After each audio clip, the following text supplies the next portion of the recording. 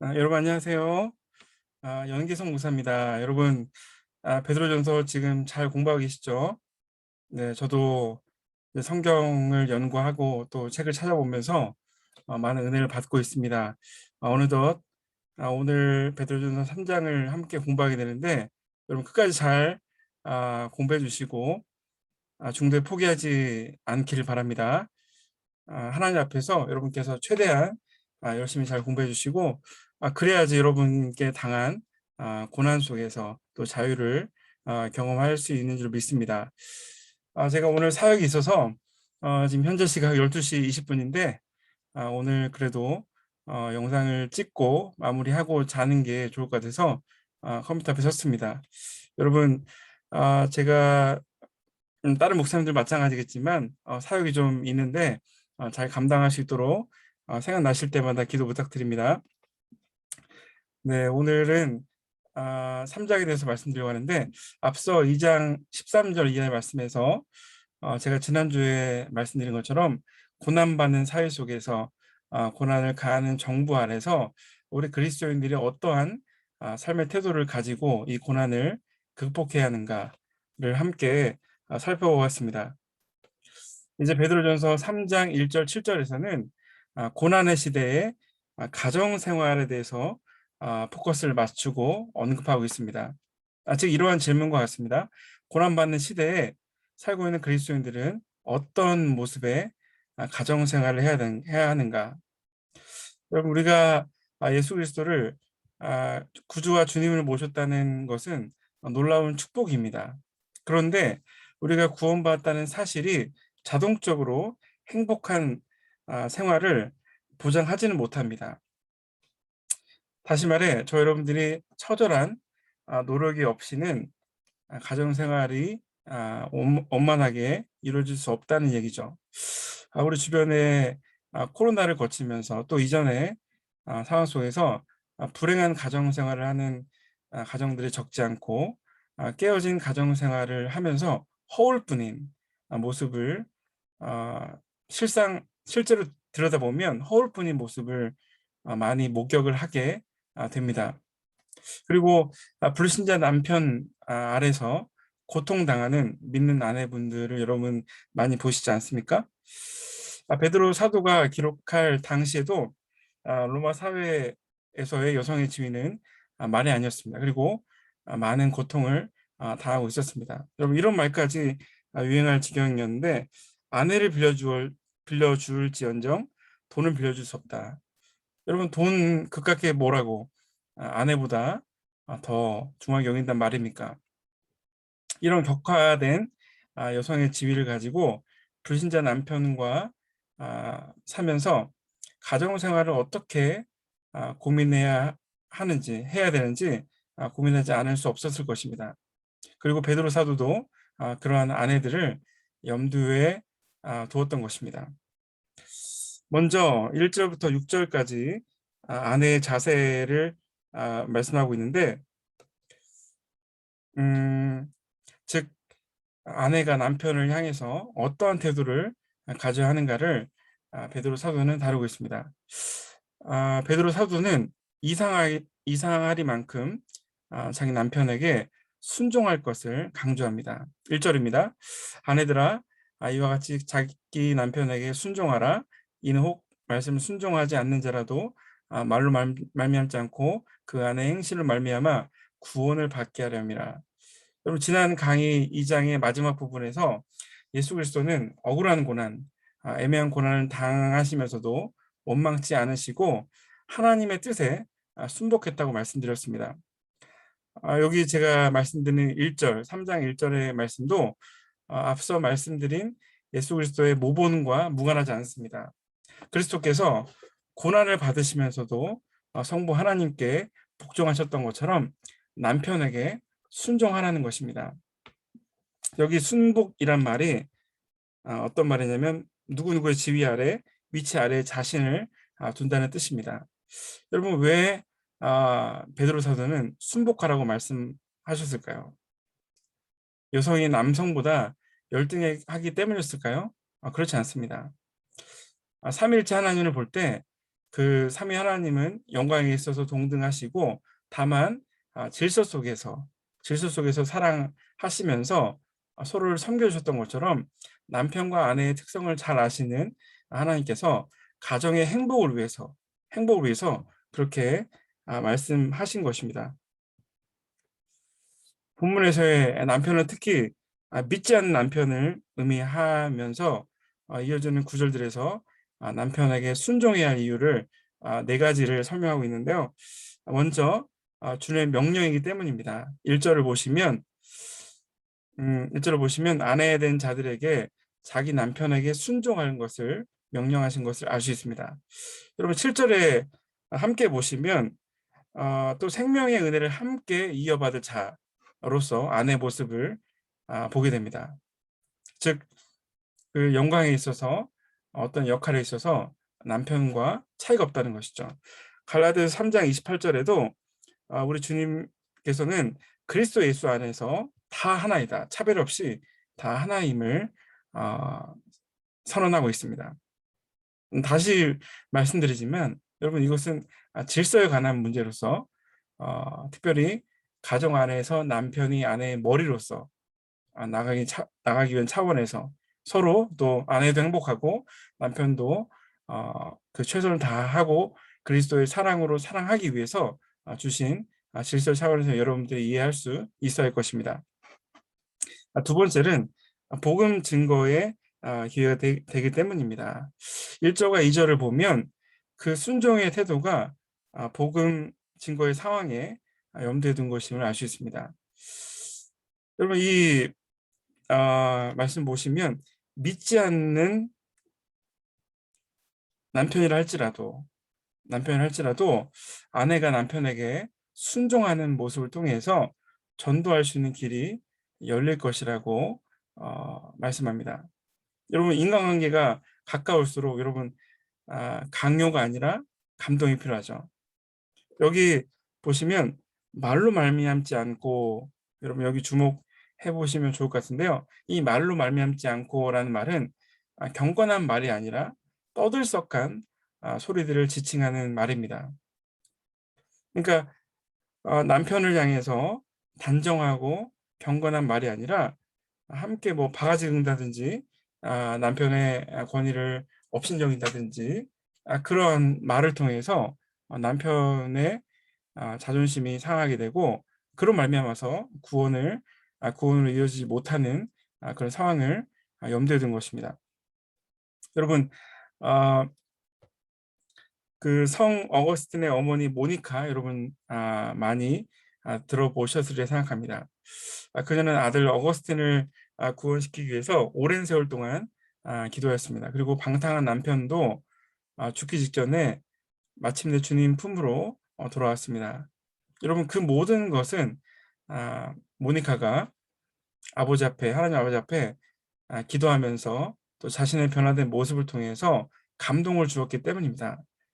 그래서 성 어거스틴의 유명한 참회록을 보게 되면 다음과 같은 이야기가 나옵니다. 우리 어머니는 아버지를 마치 주님을 모시듯 하였다. 여러분 모니카의 이런 삶의 태도가 깊은 감동을 주어서 마침내 그가 그 남편을 그리스도 앞으로 인도할 수 있었던 것입니다. 여러분 하나님을 두려워하는 가운데서 도덕적으로 청결한 아내의 태도는 남편에게 여러 가지 많은 말보다 가장 큰 울림을 주는 무언의 설교가 될 수 있습니다. 여러분 이런 모습으로 여러분께서 남편을 구원받게 하고 잘 믿는 그리스도인으로 설 수 있도록 힘쓸 수 있기를 바랍니다.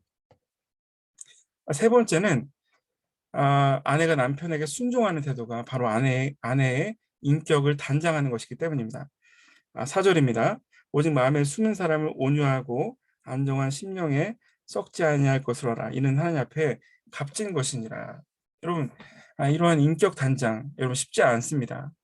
때로는 억울한 마음도 들고 남편이 이렇게 행할 때 속으로 마음에 같이 뭔가 대응하고 싶은 마음들이 있습니다. 그런데 여기 말씀 보시면 하나님 앞에 값진 것이라. 여러분 인격이 단장하는 것이 하나님 앞에 값진 것이라고 베드로 사도는 말하고 있습니다. 특별히 그리스도인 아내들이 추구해야 할 두 가지 인격적인 덕목이 나와 있는데요. 그것은 바로 온유함과 안정입니다. 여러분, 온유함은 힘이 다스려지고 있는 상태입니다. 아내가 원하는 대로 하는 것이 아니라 하나님 앞에서 또 남편의 머리됨에 다스려지고 있는 상태를 얘기하는 것이고, 다른 하나는 안정인데 고유한 영성과 고유한 태도로서 남편에게 남편을 존경하고 하나님 앞에 이끌 수 있는 그런 마음 상태를 말합니다. 반대로 외적인 단장만을 추구하는 그런 여인의 모습에 대해서 잠언 11장 22절에 이렇게 말씀하고 있는데요. 아름다운 여인이 삼가지 아니하는 것은 마치 돼지 코에 금고리 같으니라. 여러분, 내적인 아름다움이 없이 외적인 아름다움만을 치장하는 것이 얼마나 우스꽝스러운 것인지를 익살적으로 표현하고 있는 것입니다.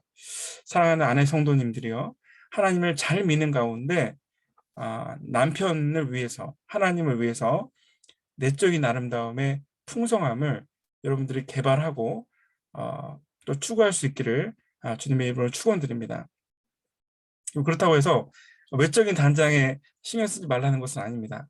왜냐하면 남편들에게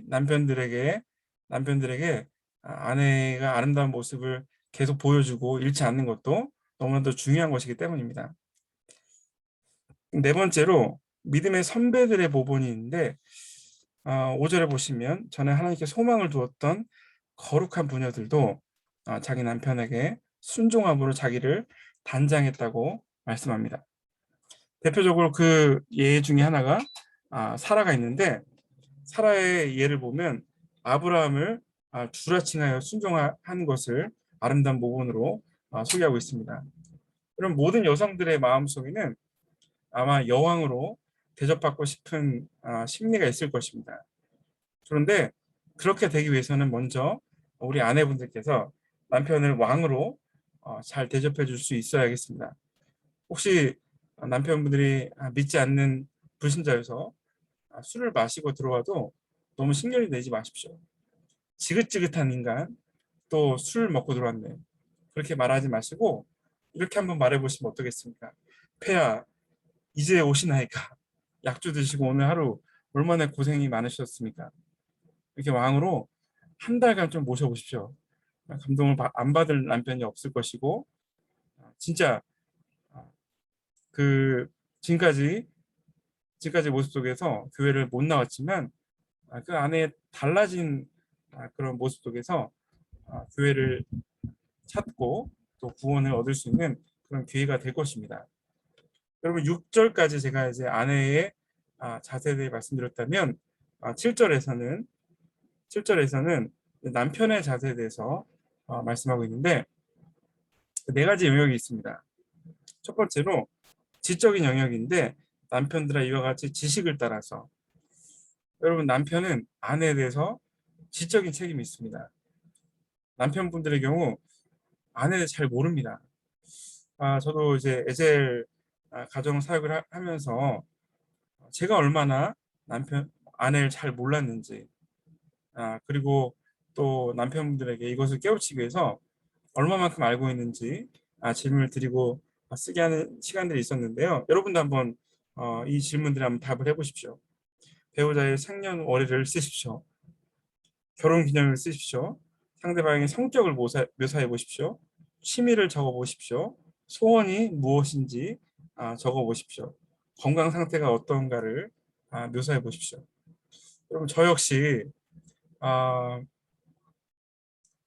아내의 관심이 없는 것은 아니지만 이런 세부적인 부분에 좀 약한 것 같아요. 그런데 놀라리만큼 아내분들은 남편분들에 대해서 이런 질문을 받으면 거의 다 씁니다. 여러분, 정말 이것은 우리 남편분들이 한번 좀 곱씹어볼 그런 대목인데요. 정말 이제 이러한 것들을 기억하는 것이 아내를 배려하는 것이 될 수 있어서 여러분들도 이 기회를 통해서 한번 다시 한번 좀 이 외에도 몇 가지 또 항목들을 여러분들께서 한번 좀 생각해 내셔서 외우면 행복해집니다. 그래서 아내와 행복해질 수 있는 그런 시간들을 가질 수 있길 바랍니다. 이외에도 이제 아내분들과 지속적인 관심을 갖고 대화를 하는 것이 필요합니다. 그런 대화에 남편분들이 의무감으로 참여하시면 안 돼요. 아내분들이 금방 압니다. 그래서 그 대화를 유쾌하게 할 수 있도록 분위기도 만들어 보시고 가장 부부가 함께 그 좋아하는 시간들을 정해서 같이 이야기를 해보시면 정말로 이 지식을 따라라는 이 베드로의 권면을 실천하는 것이 될 것입니다. 두 번째로 신체적인 영역인데요. 너희 아내와 동거하라. 여러분 이 말씀은 무엇일까요? 동거라는 말은 신체적인 영역에 대한 책임, 즉 성생활에 대한 책임을 가리킵니다. 다른 측면에서 함께 시간을 보낸다라는 의미도 있습니다. 여러분 남편분들이 저도 역시 그렇습니다. 이제 늦게 집에 들어올 때가 많고 늦게 들어오면 또 피곤해서 바로 자거나 아니면 다음날 이제 시간이 좀 있으면 자기만의 시간을 가질 때가 있죠. 텔레비전을 본다든지 밀린 영화를 본다든지 그렇게 유튜브를 본다든지 할 때가 있습니다. 여러분 그렇게 된다면 아내분들에게 남편의 집 개념은 하숙집으로 전락하는 것이 될 것입니다. 여러분 이런 것들을 그냥 방치하는 것이 아니라 여러분 이제 코로나 가운데 이렇게 남편이 생활하다가 게임의 중독에 빠지고 이혼한 경우가 꽤 많이 있습니다. 그래서 여러분께서 아무쪼록 아내와 함께 집을 생각할 때 함께 대화가 진행되고 함께 마음이 모아지는 곳이 될 수 있길 바랍니다. 정서적인 영역인데요. 그를 더 연약한 그릇으로 알라는 것입니다. 아내분들은 민감성이 뛰어나기 때문에 언제든지 남편분들이 소중하게 이게 대해야 합니다. 그래서 조그마한 것을 남편분들이 잘 알아주셔야 되고 이것을 통해서 아내분들의 행복을 계속해서 이어나갈 수 있도록 해야 할 것입니다. 영적인 영역인데요. 남편분들에게 주는 권면이 뭐냐면 너희 기도가 막히지 아니하게 하려 합니다. 여러분 이런 기도가 막히지 아니하려면 어떻게 해야 될까요? 먼저 아내와 다툼을 여러분께서 최소화하시거나 없애야 합니다. 여러분 화가 났을 때 대처하는 것도 중요하지만 먼저 가정 안에서 부부가 서로 그 화를 내고 또 다투기보다는 서로 기도하면서 하나님 앞에 다스려짐을 받는 그런 상태가 중요한데요. 그래서 이런 질문을 드려볼 수 있을 것 같습니다. 여러분들은 개인적으로 가정에서 기도하고 계십니까? 여러분 가정에서도 기도하셔야 돼요. 또 아내와 함께 기도하는 시간이 있습니까? 가정의 문제들을 놓고 여러분 이제 문제들을 이제 아내와 함께 같이 협력하고 해낼 수 있는 공간으로 만들어서 진지하게 같이 기도하고 계십니까? 이런 세 가지 질문 속에서 여러분께서 어떻게 하면 아내와 영적으로 이제 동거할 수 있는지 한번 잘 살펴보시기 바랍니다. 여러분 아내는 생명의 은혜를 함께 이어받을 자입니다. 여러분 천국에서만 축하해주고 그런 것이 아니라 여기 현재 그리스도께서 오심을 위해서 이미 구원이 이루어지고 하나님 나라가 임한 이곳에서 아내와 함께 생명의 은혜를 함께 누리고 또 이제 주님 앞에 섰을 때도 함께 좋은 모습으로 서로가 사랑할 수 있는 모습으로 설 수 있기를 바랍니다. 여러분 이제 두 번째로 고난을 이기는 복된 생활인데요.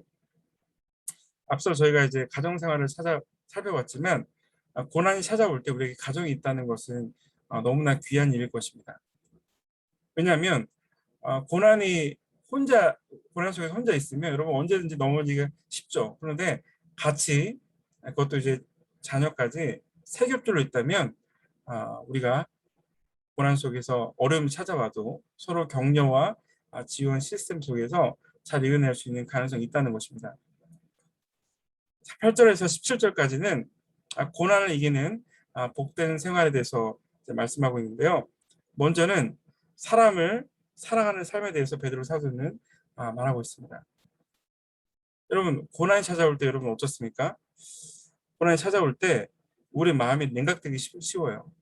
그리고 어, 특별히 고난 속에서 우리에게 가해야 하는, 우리가 또 이제 마음이 다스려지지 않아서 다른 사람들에게 증오가 일어나기 쉽습니다. 그래서 8절 12절에 보시면 그 사람을 사랑하는 삶에 대해서 이 이제 말씀 몇 가지 고면하고 있는데, 여러분 형제를 사랑하며가 그 중심에 있어요. 그 나머지는 분사에 대한 내용입니다. 그래서 마음을 같이 하면서 형제를 사랑하라.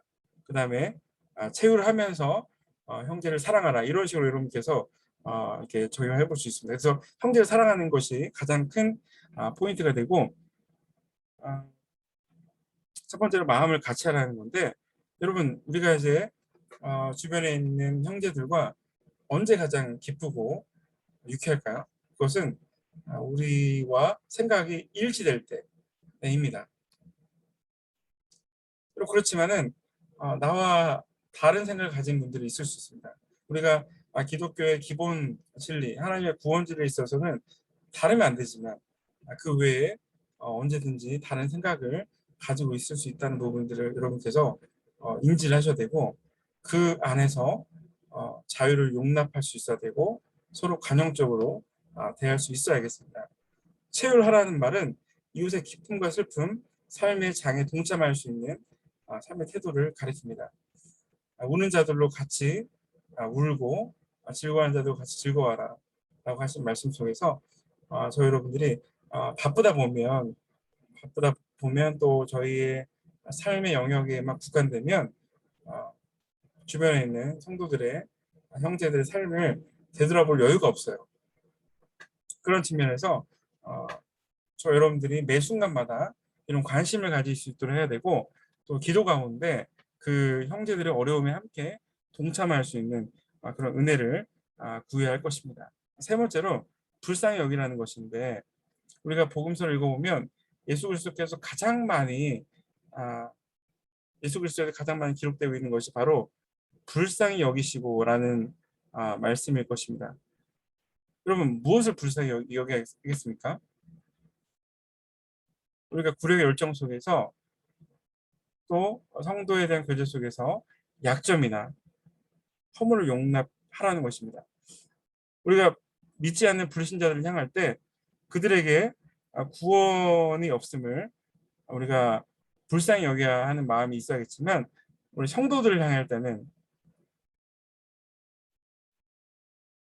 우리가 우리 주변에 있는 분들의 약점이나 허물을 용납하고 그리스도 사랑으로 품을 수 있어야겠습니다.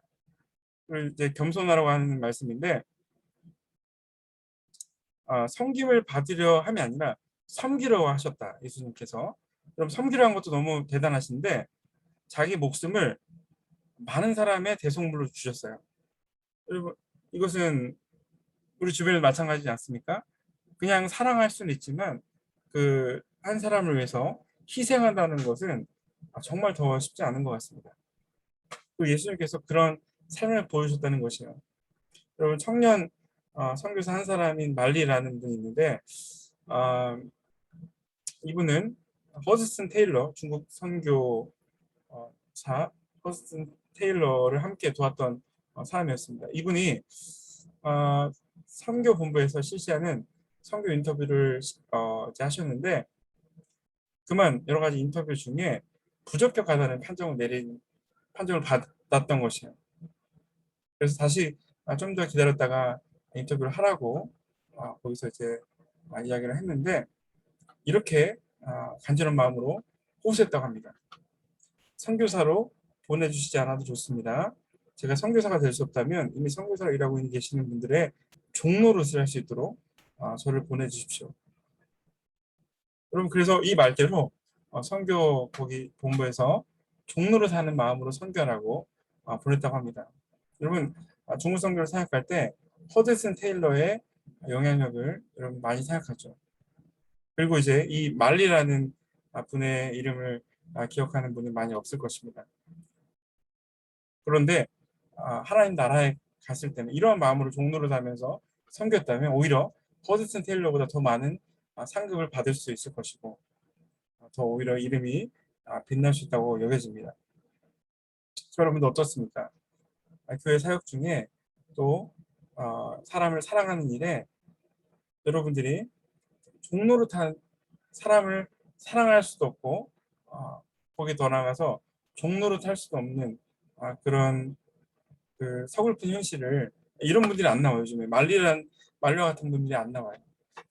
다, 다 장이 데려가고 서로 섬김을 받으려 하지 섬기려 하는 사람들이 많이 없는 것 같아요. 그것은 저 역시 회개하는 부분입니다. 저 여러분들이 오늘 또 예수님의 고난의 모범 또 이런 은혜로운 그 예화를 통해서 생각해 보건데 저 여러분들이 이런 분들이 되셨으면 좋겠어요.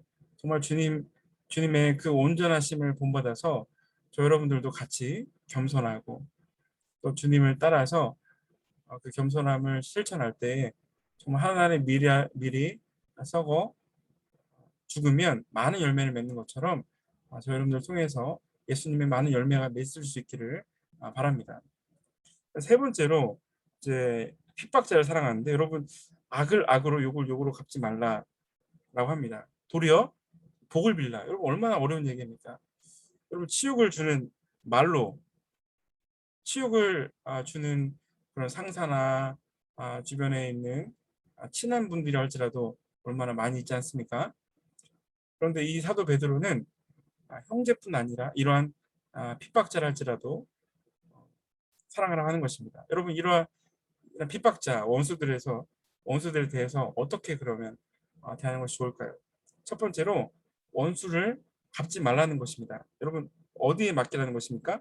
하나님의 진노하심에. 원수 갚는 것이 누구에게 있다고 하십니까? 하나님께 있다고 말씀합니다. 여러분들이 사실 이제 원수들 앞에 섰을 때 쉽지 않습니다. 그렇지만 이 말씀 여러분 오늘 한번 기억해 보십시오. 기억해 보시고 여러분 하나님 원수 갚는 것이 하나님께 있다고 한다면 여러분이 원수 갚으려고 하는 부분은 월권행위에 속하게 되는 것을 좀 곰곰이 생각해 보시고 이 말씀을 여러분께서 한번 적용하려고 노력해 보십시오. 그럼 두 번째는 원수를 자주 잊으라는 것입니다. 하나님께서 그러한 모습을 우리에게 계시해 주셨는데 동이 서에서 먼 것 같이 뭐가요?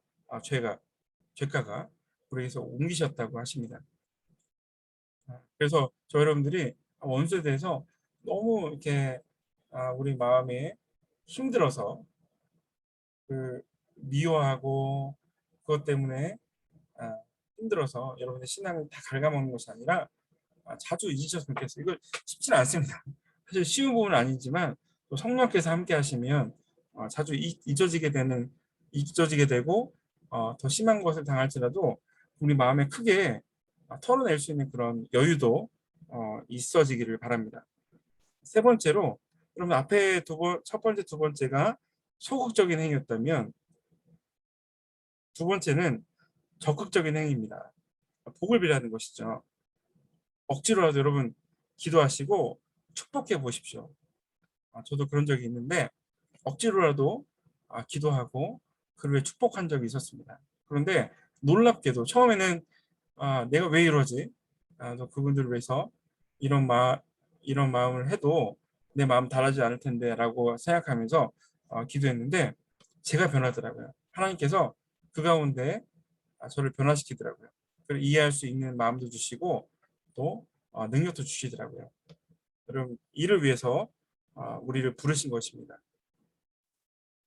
여러분 도리어 복을 빌 때, 그를 축복할 때 하나님께서 그를 변화시키시고 또 많은 열매들이 자라나고 그가 만약에 그 축복을 받지 못한다면 그 축복이 우리에게 돌아옵니다.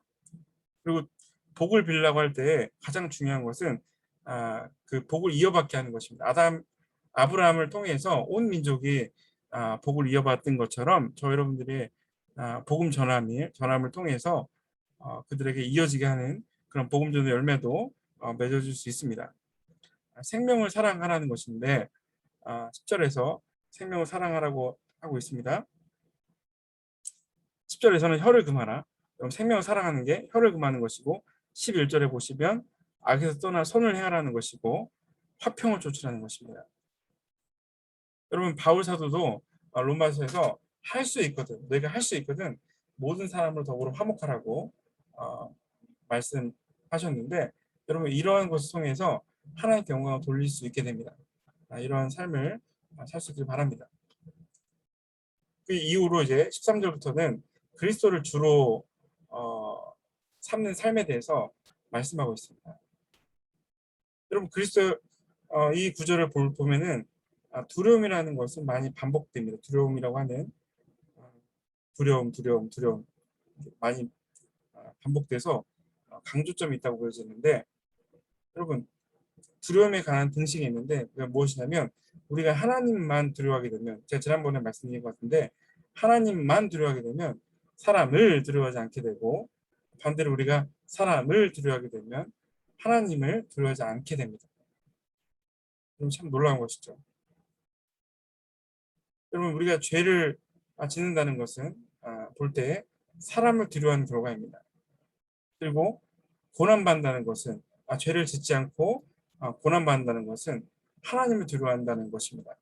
그럼 이것은 저 여러분들이 많은 삶의 경험 속에서 경험을 해보지만 이렇게 정리가 안 된 상태로 우리가 왔을 수 있는데, 오늘 말씀 통해서 한번 잘 정리해 보면서 여러분께서 이러한 하나님을 두려워할 수 있는 삶을 살 수 있길 바랍니다.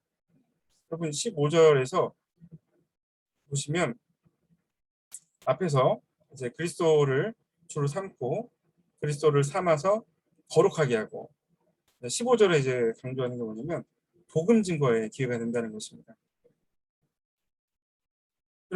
여러분이 고난이 와도 여러분이 하나님 앞에 온전하게 그 고난을 이겨낸다면 그 자체가 바로 복음을 증거하는 위대한 기회가 될 수 있는데, 왜냐하면 우리의 모습을 통해서 소망에 관한 이유를 묻게 되기 때문입니다. 왜 저 사람은 저는 고난 속에서 온전하게 흔들림 없이 하나님을 부를 수 있을까? 여러분 처음에는 하나님을 모르기 때문에 비방하거나 이렇게 가볍게 넘길 수 있지만, 그리스도의 진정한 모습을 그리스도인의 진정한 모습을 보게 된다면 이러한 궁금증이 생길 수밖에 없습니다. 그러면서 복음 증거의 계기가 되는 것이죠. 그다음 선한 양심을 가지라고 16절에서 말씀하고 있습니다. 여러분 16절에서 말씀하고 있는 양심이란 뭐냐면, 내가 알고 있는 진리, 알고 있는 진실대로 따르는 삶을 사는 것입니다. 도스토옙스키는 양심은 하나님께 우리에게 주신 하나님의 목소리다라고 정의했습니다. 여러분 양심이 맑으면 우리의 영혼도 맑아져요. 또 양심은 믿음과 함께 성경에서 많이 강조하면서 저 여러분들이 추구해야 될 그러한 하나의 좋은 귀중한 그런 원리인데요. 두 가지 성경 구절을 보시면 믿음과 착한 양심을 가지라, 항상 양심에 거리낌이 없기를 힘쓰나이다 라고 말씀하고 있는데, 여러분 이 양심의 창을 통해서 우리에게 진리의 빛이 쏟아져 들어오고, 그리고 다시 진리에 순종하면서 여러분 양심이 하나님 앞에 떳떳해지는 것입니다. 거룩하게 되는 것입니다. 여러분 이럴 때 선한 양심을 우리가 가질 때 우리를 비방하는 자들로 부끄러움을 당하게 한다고 하고 합니다. 7절에 보시면 선을 행함으로 고난을 받는 것이 악을 행함으로 고난을 받는 것보다 낫다라고 이야기합니다. 그리고 왜 악을 행함으로 고난받는 것을 피하고 선을 행함으로 고난을 받으라고 말씀할까요? 그것은 선을 행함으로 고난을 받게 되면 하나님의 뜻이 이루어지기 때문입니다. 또 여러분들이 잘 보이지 않아도, 더디게 보일지라도 하나님께서는 그러한 순간을 통해서 역사하고 그분의 통치를 이루어 가시기 때문입니다. 여러분 그러한 것들 속에서 볼 수 있고, 그 가운데 여러분이 볼 것을 볼 때 자유가 생기는 것입니다. 오히려 죄를 행함으로써 받는 고난이 주어진다면 그것은 더 우리의 양심과 믿음과 그런 삶을 올가매는 그런 곳이 될 것입니다. 그래서 간절히 바라기는 여러분께서 고난을 받음으로 여러분께서 자유를 누리고 하나님 주시는 그 뜻 가운데 온전히 순종할 수 있기를 바랍니다. 마지막으로 18절부터 22절까지 오늘 사실 3장이 좀 길긴 깁니다. 제가 해보니까 이렇게 길어서 좀 오늘 시간이 많이 걸렸는데 18절부터 22절에 보면은 이제 베드로는 예수 그리스도 그다음에 이제 그 노아의 사역을 설명하면서 고난 속에서 우리가 어떻게 살아갈 것인지를 이제 예로서 증가하고 있습니다.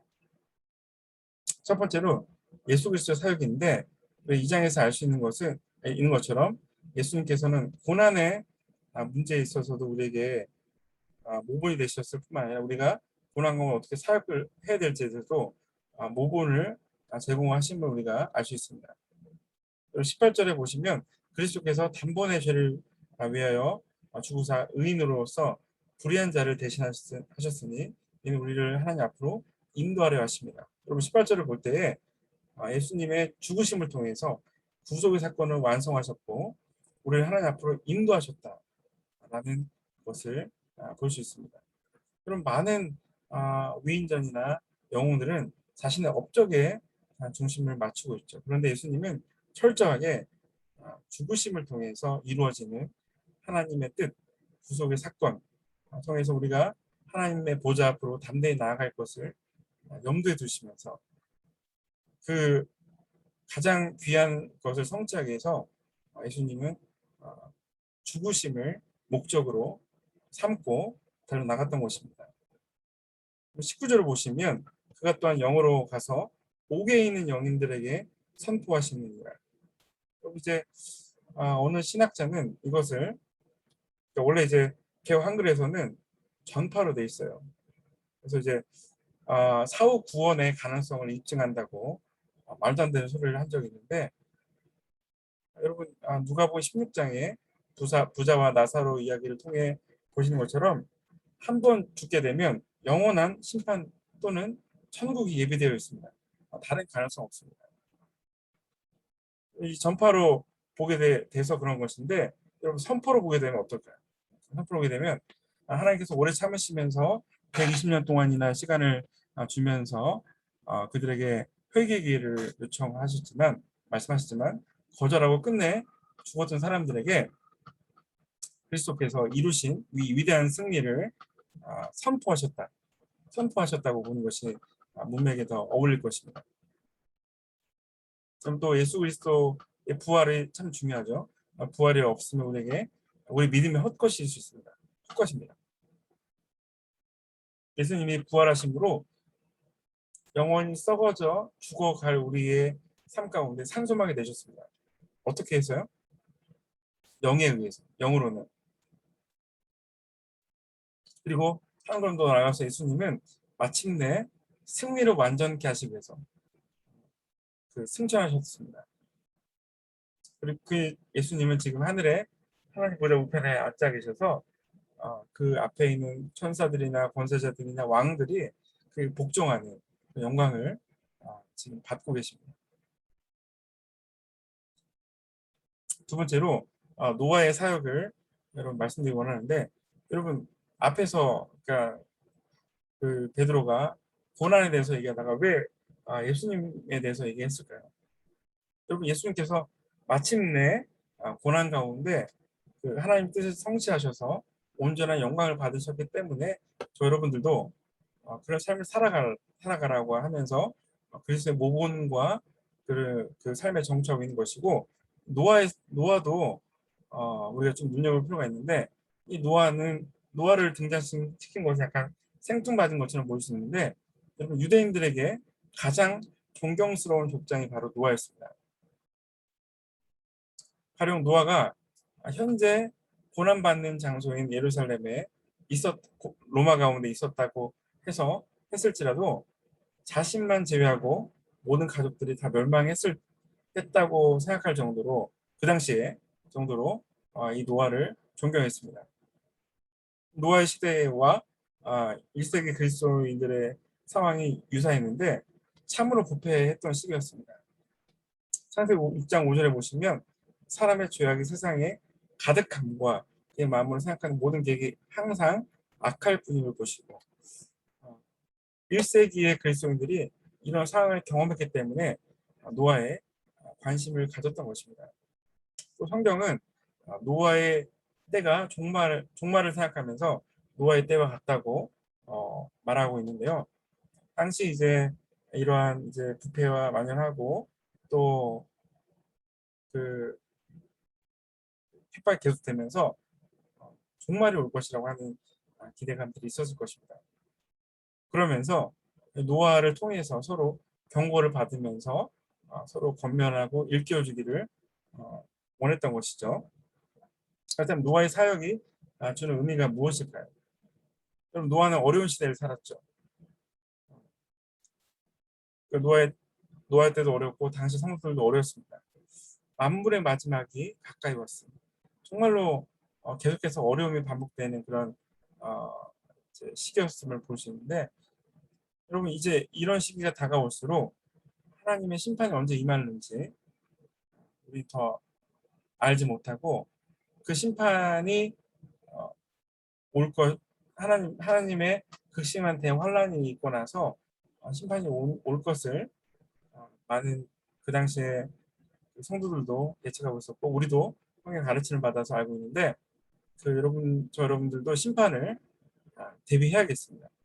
1세기 그리스도인들이 심판을 대비했던 것처럼 저 여러분들도 그런 삶을 살아가야 되고 두 번째로 노아가 그 시대의 어려움 속에서 어떻게 했는가가 중요한데 이 세상을 용서하지 아니하고 오직 의를 전파하는 노아와 그 일곱 식구를 보존하셨다. 하나님은 이 노아를 통해서 당시에 120년 동안이나 그 악한 사람들에게 회개의 복음을 전파했습니다. 여러분 우리 역시 지금 이 코로나 가운데 정말 다원주의 시대 가운데 긴급하고 중요한 일이 뭐냐면 복음을 전하는 것이에요. 노아처럼 의를 전파하는 것입니다. 그것을 믿으시기 바라고요. 구원 사역의 예표다. 왜냐하면 노아의 사역은 여러분 잣나무로 방주를 만드는 것. 그 누구의 아이디어였습니까? 하나님의 아이디어였죠. 그런 것처럼 구원 예수 그리스도의 그 신비도 하나님께서 디자인하시고 예정하시고 인도하신 것이었습니다. 그리고 그 당시 노아의 시대 때 그 방주 외에는 아무런 대안이 없었어요. 그런 것처럼 저 여러분들도 오늘날 많은 사람들이 자기가 길이다, 자신의 종교가 길이라 할지라도 오직 그리스도 외에는 유일한 길이 구원에 다른 길이 없음을 여러분들 확신하기를 바랍니다. 사도행전 4장 12절이 이를 잘 표현해주고 있는데요. 다른 이로서는 구원을 받을 수 없나니 천한 만민 중에 구원을 받을 만한 다른 이름을 주신 적이 없습니다. 사랑하는 여러분, 노아의 사역을 보시면서 무엇을 느끼십니까? 만물의 마지막이 가까이 왔으니 하나님을 두려워하는 가운데 주를 위해 받는 고난을 기뻐하시고 서로 유혹에 빠지지 않도록 권면하실 수 있길 바랍니다. 이런 측면에서 저에게 여러분 당한 고난은 우리를 자유케 하는 것이죠. 여러분 베드로전서 4장에 보면 이런 말씀이 있습니다. 의인에게 이런 고난이 주어졌다면 악인들에게는 얼마나 심한 형벌이 주어질 것인가 라는 말씀이 있습니다. 저 여러분들이 하나님의 뜻 가운데 우리가 당하는 고난 여러분께서 억울하다 생각하지 마시고 하나님 앞에서 우리 금을 단련한 것 같이 우리를 단련하시고 우리에게 온전한 길로 인도하시는 여러분 그 가운데 우리를 또 자유케 하시는 하나님의 섭리를 여러분께서 확신하시기 바랍니다. 그리스도를 더 붙잡으시기 바랍니다. 왜냐면요 그리스도께서 우리에게 유일한 길이 되시기 때문입니다. 여러분 좁은 문을 가는 거 비좁고 힘들고 협착하고 인기가 없죠. 그렇지만 그곳으로 가는 사람들이 적습니다. 그곳으로 가는 사람이 적다고 해서 여러분 진리가 아닐까요? 아닙니다. 그 진리에 따라서 여러분이 꿋꿋이 터벅터벅할 때 여러분이 그 가운데 진리 가운데 기뻐하면서 하나님의 온전한 말씀으로 다스려지는, 또 죄를 멀리할 수 있는 자유를 누리실 것입니다. 여러분, 이 역설적인 신비, 고난과 이 자유 속에서 그 주어지는 지혜를 통해서 여러분이 늘 함께 주님과 동행하시고 오늘도 승리하는 삶을 살 수 있길 바랍니다. 감사합니다.